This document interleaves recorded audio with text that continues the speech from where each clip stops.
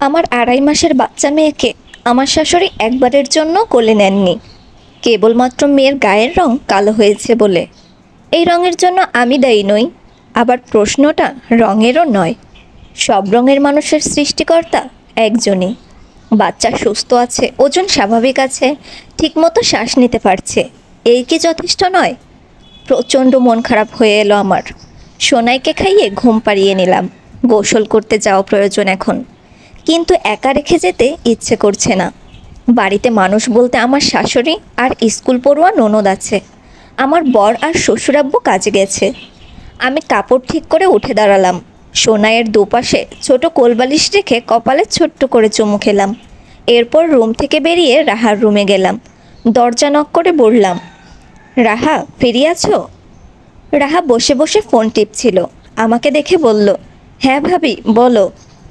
মিহি হেসে বললাম, বোন একটু আমার রুমে এসে বসো না, আমি গোসল সেরে আসি। রাহা বলল, হ্যাঁ ভাবি যাচ্ছি। রুম থেকে বেরোতেই সরাসরি শাশুড়ির সামনাসামনি পড়লাম। আমার দিকে কিভাবে যেন তাকিয়ে আছেন। আমি চুপ করে চলে আসতে চাইলাম।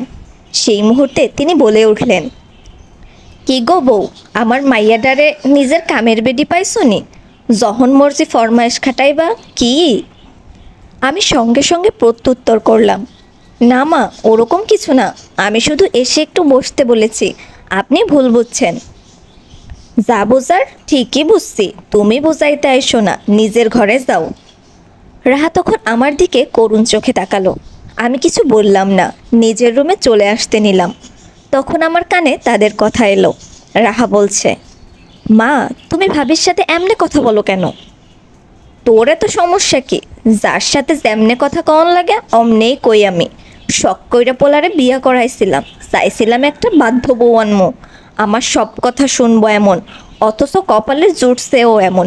প্রত্যেকটা কথায় তর্ককরণ লাগে ওর। আল্লাহ বাসায় রাখলে আমার পোলারে আমি আবার বিয়া করামো। আমি চলে এলাম ওখান থেকে। কি যে কান্না পাচ্ছে, খুব ইচ্ছে করছে কেঁদে বুক ভাসাতে, কিন্তু এখন বয়স হয়েছে। কান্না করে বায়না ধরে খেলনা গাড়ি পাওয়ার বয়সটা আমার আর নেই। লম্বা একটা শ্বাস টেনে সোনাইকে আরেকবার ঠিকমতো গুছিয়ে শুয়ে দিয়ে কাপড় নিয়ে ওয়াশরুমে চলে গেলাম। আমার বিয়ে হয়েছে 3.5 বছর। তখন আমি অনার্স সেকেন্ড ইয়ারে। একদিন কলেজ থেকে বাসায় ফিরে বসার ঘরে অনেক মানুষ দেখতে পেলাম। আম্মা আমাকে বলল, অঙ্গজা শোন মা, তোকে দেখতে আসছে এরা, ভীষণ ভালো ঘর থেকে সম্বন্ধ আসছে, তৈরি হ। তারপর আমাকে রেডি করিয়ে নিয়ে এলো ওখানে। পরে বুঝলাম তারা মেয়ে দেখতে এসেছে। বরাবরের মতোই আনুষ্ঠানিকতার সাথে মেয়ে দেখাটা হয়েছিল। মেয়ে দেখার রীতিনীতি আমার জানা, তাই চুপ করে মেনে নিয়েছিলাম সব। আর চোখে কবার আমার যার সাথে বিয়ে ঠিক হয়েছিল তাকে দেখে গেছি। লোকটা ভীষণ শান্ত, একবারও আমার দিকে তাকায়নি। আমার শাশুড়ি এবং কাকি শাশুড়ির আমাকে পছন্দ হয়ে গেল সেদিন। তারপর আমাকে আংটি পরিয়ে রেখে গেল এবং মাসখানেকের মধ্যেই বিয়ে। বরের নাম জানতে পারি বিয়ের দিন, মাহতাব সিদ্দিকী, বাবা মায়ের একমাত্র ছেলে, ভীষণ দায়িত্বশীল ও মা ভক্ত। প্রথমে প্রচুর ভয় হলেও বিয়ের পর যখন শুনতে পারি আমার শ্বশুরবাড়িতে আমার পড়াশোনার ব্যাপারে কোনো জবরদস্তি চাপিয়ে দেওয়ার মতো নেই, প্রচণ্ড খুশি হয়ে পড়ি আমি। কিন্তু সংসার আর পড়াশোনা দুটো একত্রে সামলাতে পারিনি। আমার শাশুড়ি কখনো আমাকে রান্নাবান্না করতে বলেননি, তবে তাকে একা সব রান্না করতে দেখতে আমার বিবেকে বাধত। আমার শাশুড়ি আমাকে কখনো বলেননি বাড়ির কাজ করতে, তবে চুপচাপ বসে আয়েশ করতে আমার বিবেকে বাধত। আমার শাশুড়ি আমাকে কখনো মাছের মাথাটা খেতে বারণ করেননি, কিন্তু ননদ ভারী পছন্দ করে, ওকে ফেলে নিজের পাতে মাছের মাথাটা তুলে নিতে আমার বিবেকে বাধত। আমার শাশুড়ি আমাকে কখনো পড়াশোনা ছাড়তে বলেননি, কিন্তু কাকি শাশুড়িরা যখন পরনিন্দা ও পরচর্চা করতে রোজ রোজ এ বাড়িতে এসে গরম খবর হিসেবে বাড়ির বউয়ের বাড়ির সব কাজটা শাশুড়ির উপর ছেড়ে দেওয়া নিয়ে কথা বলতো, দিনের নামে কলেজে গিয়ে হিল্লিপনা করার উপর লাগাম টানার উপদেশ আমার শাশুড়িকে দিত, আড়ালে তা শুনতে আমার বড় বিবেকে বেঁধেছিল। পরদিন শাশুড়ি মাকে গিয়ে বলি, মা আমার না আর কলেজে যেতে ভালো লাগছে না, আমি বরঞ্চ শুধু এক্সামই দিই। মা সায় দিয়েছিলেন, আমি পুরোপুরি সংসারে মন দিই। আর তারপর হুট করেই মনে হয়, পড়াশোনা করে আর কি হবে, আমার পুরো জীবনটা তো আপাতত আমার স্বামী আর সংসার। আমি সংসারী হয়ে উঠি, আমি পড়াশোনাকে জলাঞ্জলি দিই। অথচ এক সময় ডিপার্টমেন্টের টপার ছিলাম, ভাবতেই দীর্ঘশ্বাস আসে আমার। গোসল দিয়ে রুমে এসে দেখি সোনাই জেগে আছে। আমি শাড়ির আঁচল গোছাতে গোছাতে ওর কাছে চলে এলাম। আমার দিকে কেমন বড় বড় করে তাকিয়ে আছে। আমি দুহাত এগিয়ে দিয়ে বললাম, আম্মুর কাছে আসবে সোনা? সোনাই হাত পা তুলে হাসতে লাগে। দন্তবিহীন মাড়িগুলো দেখা যায়। আমি ওকে কোলে তুলে নিয়ে বুকে জড়িয়ে বলি, ওরে আমার লক্ষ্মী সোনাটারে, খিদে পাচ্ছে? তখন তো খেলেই না, বাবাকে মিসু মিসু করছো। সোনাই আবার খানিকটা ঘুমোলেই আমি ওকে ঠিকমতো শুয়ে রান্নাঘরের দিকে গেলাম। রাতের রান্নাটা করতে হবে। মা আমাকে রান্নাঘরে আসতে দেখেই অন্যদিকে তাকিয়ে চলে গেলেন। আমি নীরবে শ্বাস ফেলে মুরগিটা কাটতে লাগলাম। কিছুক্ষণ বাদে মেয়ের কান্নার আওয়াজ এলো। আওয়াজ পেয়েই আমার বুকটা কেঁপে উঠল। হাতের মুরগি ফেলে হাত ধুয়ে যেতেও সময় হবে। রাহাকে ডাকলাম। রাহা ডাকটা বোধহয় শুনতে পেল না। মা সোফায় বসে টিভি দেখছেন, আমার রুমের পাশেই। আমি উঠে হাত ধুয়ে জলদি রুমে এসে দেখি মেয়ে কোলবালিশ সহ বিছানা থেকে পড়ে গেছে। আমার পুরো শরীর অসাড় হয়ে এলো। আমি ক্ষণিকেই কান্নারত মেয়েটাকে বুকে জড়িয়ে নিলাম। আমার বিছানাটা বেশি উঁচু না, এক হাতের মতো হবে। অবু হয়ে কোলবালিশের ওপর পড়েছে, অল্প লেগেছে বোধহয় নাকে, কপালে আর ঠোঁটে।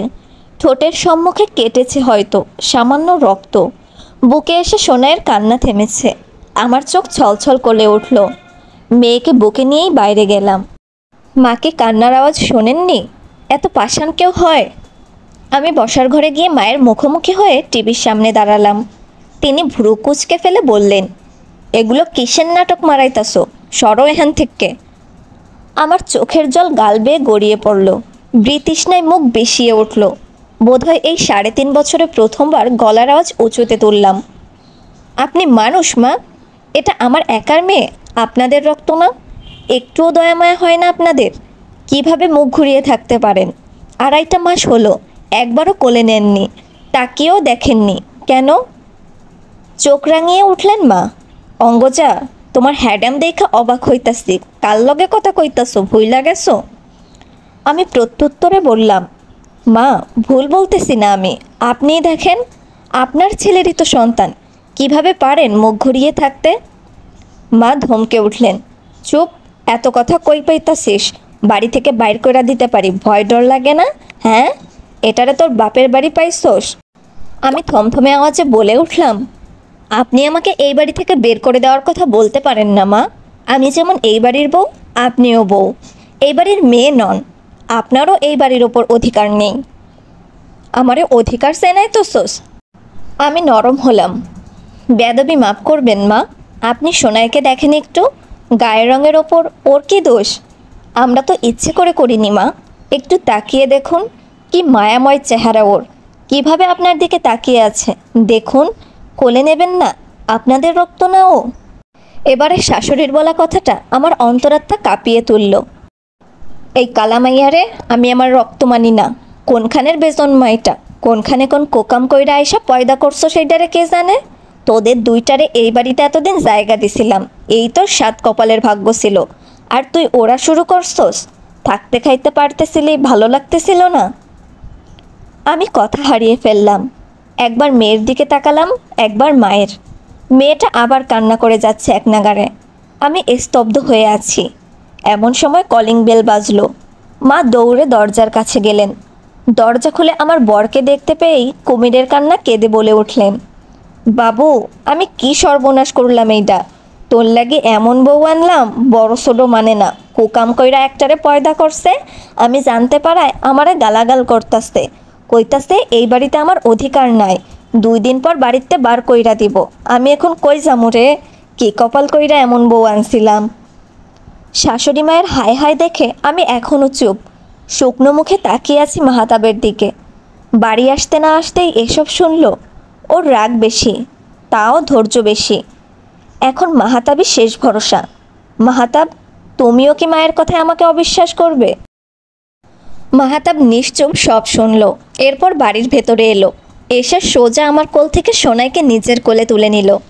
ঠোঁটের উপরিভাগ সামান্য কালচে দাগ পড়েছে। মাহাতাব সেদিকে তাকিয়ে আমাকে বলল, তুমি কিছু বলবে না অঙ্গজা? মাহাতাবের দিকে দৃষ্টি স্থির রেখে বললাম, কিছু বলার নেই সত্যি।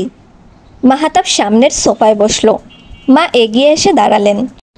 মাহাতাব একবার মায়ের দিকে তাকিয়ে আবার আমার দিকে তাকালেন। আমাকে বলল, প্রতিটি গল্পের দুটো দিক থাকে, দুটো বিপরীত পক্ষের। মা নিজেরটা বলেছে, আমি তোমারটা শুনতে চাই। একদিক শুনে জাজ করব না আমি।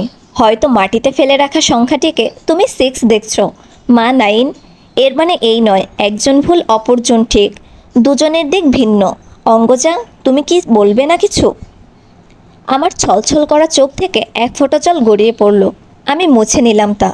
তারপর লম্বা একটা শ্বাস টেনে বললাম, মা বলেছে তোমাকে আবার বিয়ে করাবে।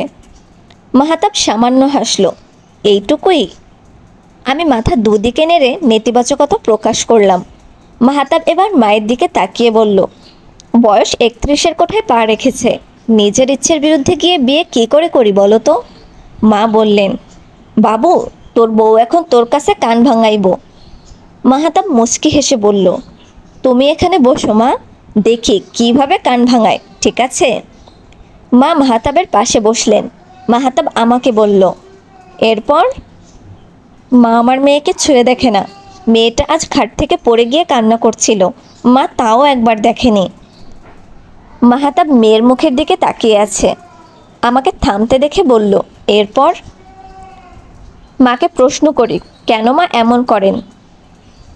মা কি বলল? মা বললেন, ও নাকি আপনাদের রক্ত না। আমি কোথায় কি করে এসে, মানে ওকে জন্ম দিয়েছি, মানে ওর বাবা অন্য কেউ। আমার কথাগুলো এলোমেলো হয়ে যাচ্ছিল, গলা ভিজে আসছিল। মাহাতাব মেয়েকে নিয়ে উঠে দাঁড়ালো। মায়ের দিকে ঘুরে মাকে বলল, মা, এসব সত্য? মা আমতা আমতা করে বললেন, ভুল নাকি? দেখ এই মায়ের থতমাটা দেখ, তোর মতো কোন দিক দিয়া হইছে, না চেহারার সাইজ না গায়ের রং, যে কেউ দেখাই বলে দেবে এর বাপ তুই না। মাহাতাব চোখ বুজে ফেলল। তারপর মায়ের দিকে তাকিয়ে আবার বলল, তার মানে তুমি স্বীকার করছো তুমি এসব বলেছ? হ কইছি, যা সত্য তাই কইছি। এখন তুইও কি আমারে বাড়িতে বাইর কইরা দিবি বাবু?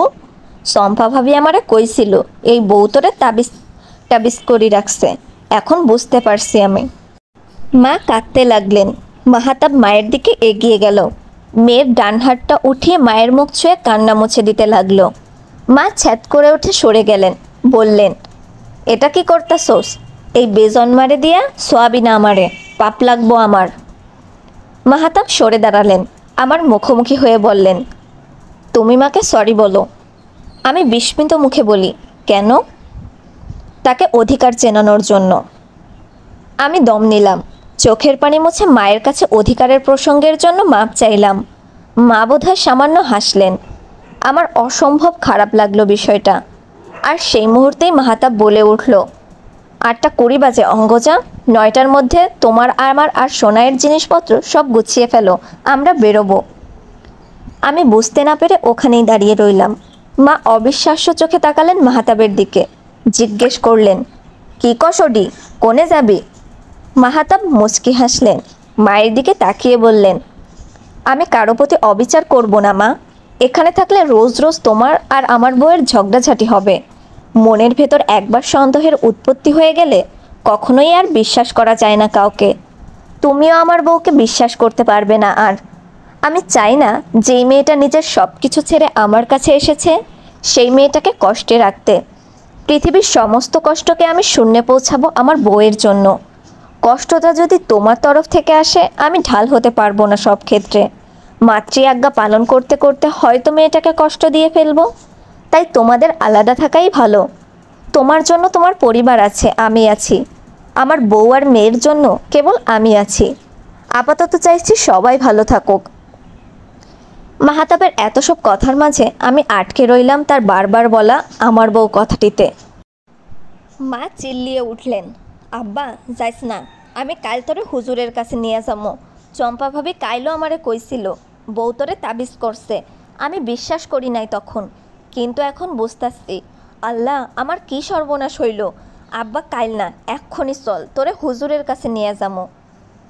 মাহাতাব বলল, মা, আমার স্ত্রীর চরিত্র ও সন্তানের জন্মে প্রশ্ন তুলে তুমি আমায় বুঝিয়েছ আমি স্বামী ও বাবা হিসেবে কতটা ব্যর্থ।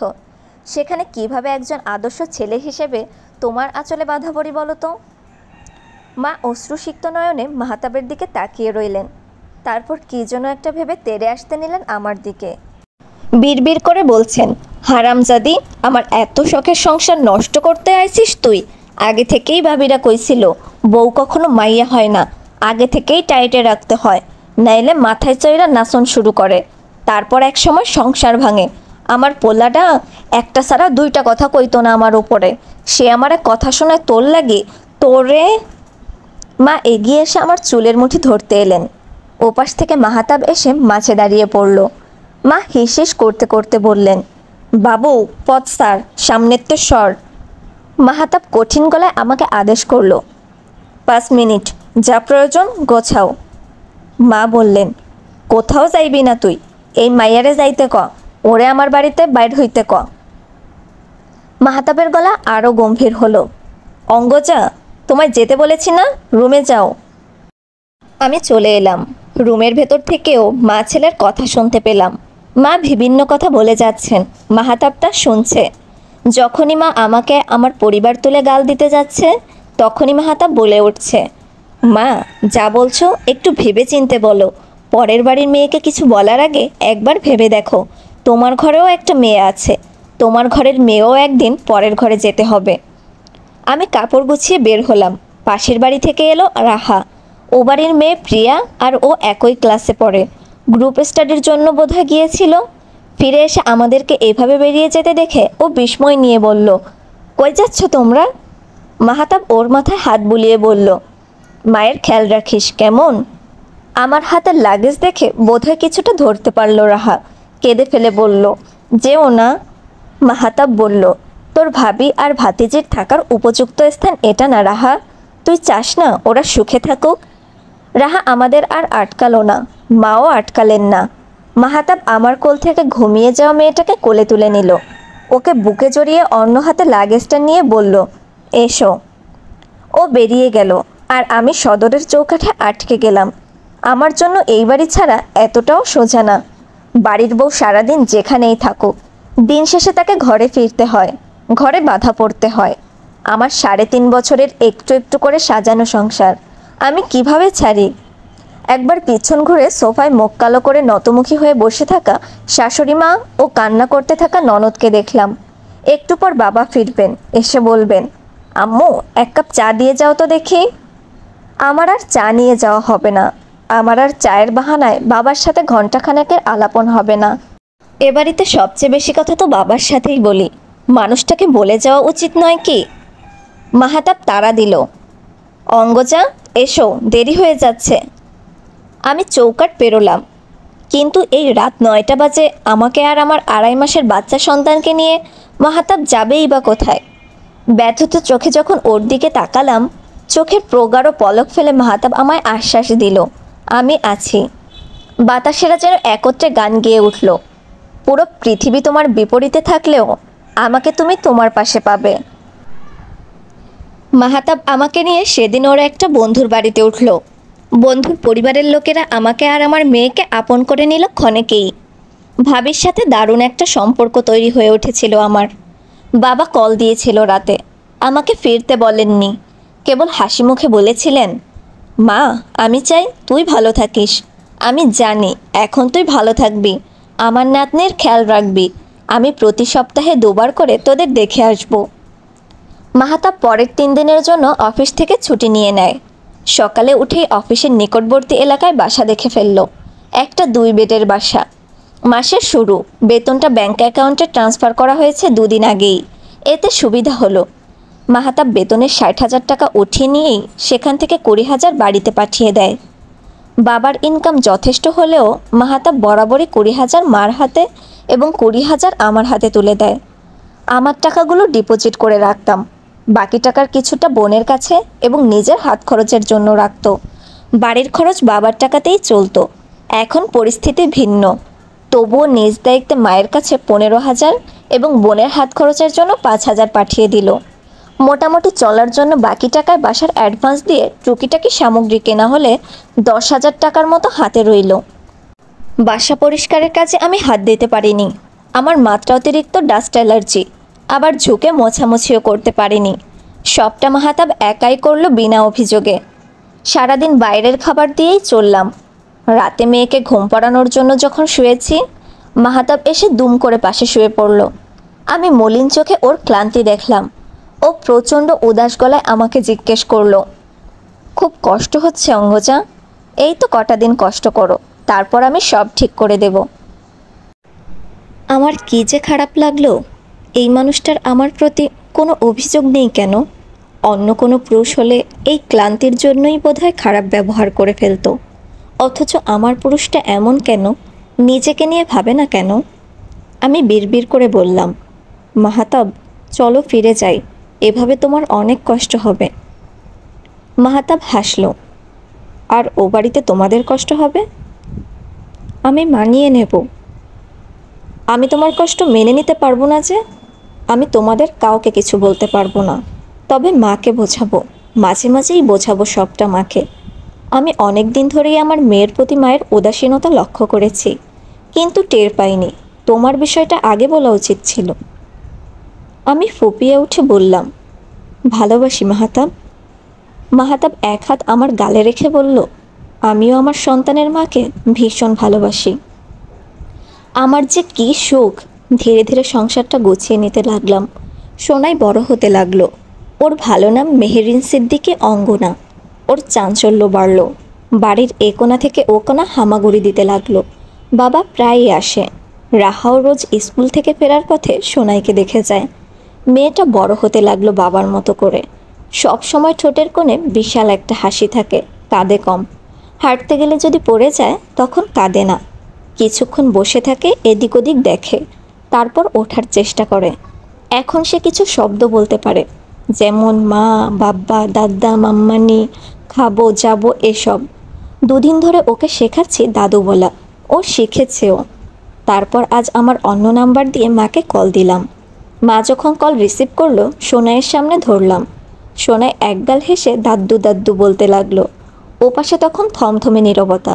আমি হেসে ফেলে কল কেটে দিই। এরকম কাহিনী আমি মাঝে মাঝেই করতে লাগলাম। সোনাইকে নিয়ে আজ একটু বের হয়েছিলাম কিছু কেনাকাটায়। রাস্তায় মায়ের সাথে দেখা হয়ে যায়।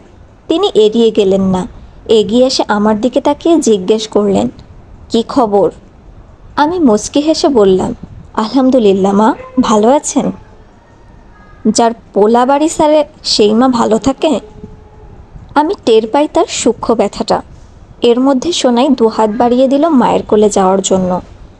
গোলমুখের ফুলো ফুলো গালে হাসছে। মা এড়িয়ে যেতে পারলেন না, কোলেও নিলেন না। কেমন একদৃষ্টে সোনাইয়ের দিকে তাকিয়ে রইলেন। গাড়ির হর্ন বাজতেই মা সম্ভিত শক্তি ফিরে পেলেন।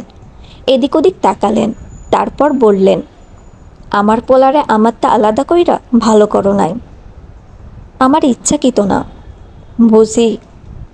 মা চলে গেলেন, আমিও ফিরে এলাম। তারপর কোঅ্যাক্সিডেন্টালি মায়ের সাথে আমার একাধিকবার দেখা হতে লাগে। এক রাতে বাবা আমার ফোনে ভয়েস মেসেজ পাঠায়। সেখানে মা আর বাবার কথোপকথন ছিল, সম্ভাব্য মায়ের অজান্তে তা রেকর্ড করা। মা বলছিলেন, জানেন বাবুর আব্বা, মাইয়াটা না এক্কেরে বাবুর মতো দেখতে। আমার বাবু ছোটোকালে যেমনে খালি হাসতো না, অমনে। বাবুর মতো ডান গালে একটা টোলও আছে, আর চোখও ছোট ছোট হয়ে যায় হাসার সময়, খালি তাকায়া থাকতে মন চায়। বাবা বললেন, তুমি না মেয়ের আর মেয়ের মায়ের ব্যাপারে কত কথাই বলছিলা। মায়ের থেকে অনেকক্ষণ বাদে উদাস গলায় কথা এলো, পাশের বাড়ির ভাবিরা আমার নাতনির গায়ের রং নিয়ে যেমনে চোখ মুখ কোচকায়, আমার খারাপ লাগে। সেদিন ভাবি তো মেলা কথা কইল, রাগের মাথায় অঙ্গজার ওপরে ছাড়ছি। আমার উচিত হয় নাই। তাহলে কাল কল দিয়ে ফিরতে কও। কইলেই কি ফিরবো? বাবা বললেন, চেষ্টা করতে পারো। মা চেষ্টা করলেন না, কথাও বললেন না। আর এভাবে আরও কটা মাস কাটলো। ও বাড়ি থেকে চলে আসা 1.5 বছরের বেশিই পেরিয়েছে। একদিন মাহাতাব সন্ধ্যার আগেই অফিস থেকে চলে এলো, সাথে মাকে নিয়ে এলো। আমি প্রচণ্ড অবাক হয়ে যাই। মাকে ভেতরে এনে বাড়ির এদিক ওদিক দেখাতে লাগলো। আমাকে বলল মায়ের পছন্দ মতো রান্না করতে। আমি রান্নায় লেগে যাই। সোনাই রুমে খেলছিল, মাহাতাব গোসলে গেল। আমি রান্নার এক ফাঁকে সোনাইকে দেখতে রুমে আসি। ভিড়িয়ে দেওয়া দরজা এক প্রান্ত দিয়ে সোনাইয়ের পাশে মাকে বসে থাকতে দেখলাম। সোনাই তার প্লাস্টিকের খেলনাগুলো নিয়ে খেলছে, একটা একটা মায়ের দিকে দিচ্ছে, আবার খেলছে। মা চুপ হয়ে ওর দিকে তাকিয়ে আছে, আদর করছে না, ফেলেও দিচ্ছে না, কেমন যেন বিমুগ্ধ চোখে আমার মেয়েকে দেখে যাচ্ছে। প্রশান্তির শীতল হাওয়া আমার অন্তর ছুঁয়ে গেল।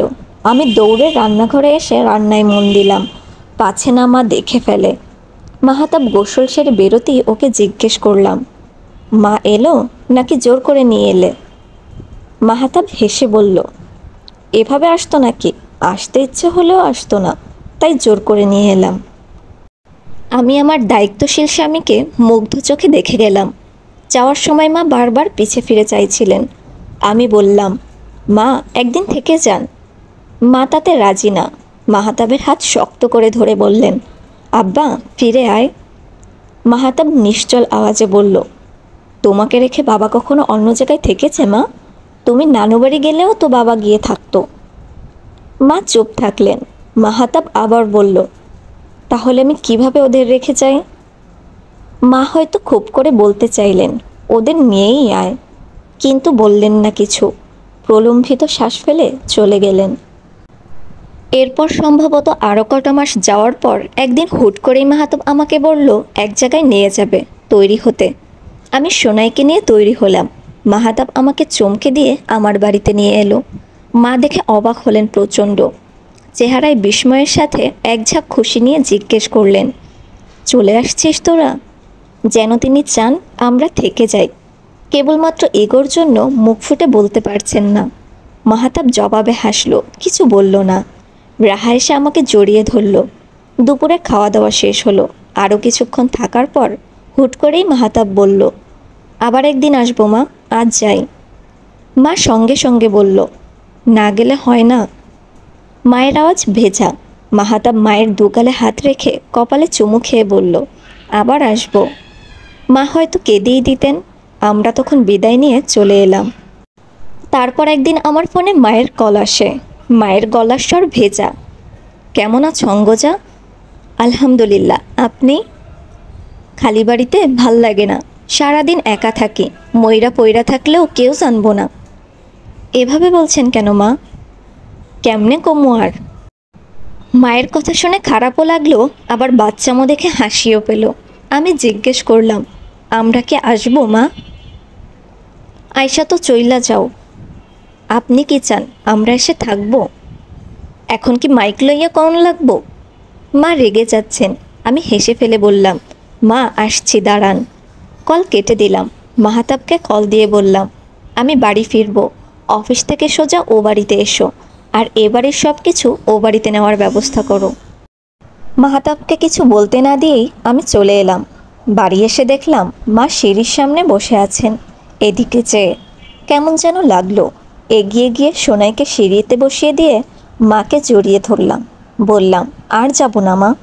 মা কিছু বললেন না, আগলে ধরলেন না, সরিয়েও দিলেন না। আমি সময় নিয়ে সরে এলাম। মা ভেতরে আসতে বলে তড়িঘড়ি করে ভেতরের দিকে চলে গেলেন। যাওয়ার সময় আমি স্পষ্ট দেখতে পেলাম তার চোখ ভেজা। রাতে মাহাতাব এলো। মায়ের কাছে বলল, মা, মানুষের কথার জাল খুব শক্ত, কারো কথায় পেঁচাবে না কেমন? তোমার মন মস্তিষ্ক তাদের শব্দ কন্ট্রোল করতে পারে। আমার মা এত দুর্বল নাকি? মোটেও না। নিজে দেখবে, শুনবে, তারপর সঠিক বিবেচনা করে সিদ্ধান্ত নিবে। কথার আঘাতের চেয়েও বড় আঘাত আর নেই মা। এই আঘাতের ওষুধ নেই। মা সম্পূর্ণ কথা বুঝতে পারে, তারপর আর আমাকে নিচু করে কখনো কিচ্ছু বলেনি। মাহাতাব পৃথিবীর সবচেয়ে ভালো স্বামী। তোমার নিরপেক্ষতা আমায় এক আসমান সুখ উপহার দিয়েছে। সব স্বামীরা তোমার মতো হলে হাজারো মায়ের ঘর ভাঙে না, হাজার নারী অবহেলায় অবজ্ঞায় নির্যাতনে এক কোনায় গুমড়ে মরে না। সব অঙ্গজার ভাগ্যে কেন মাহাতাব নেই?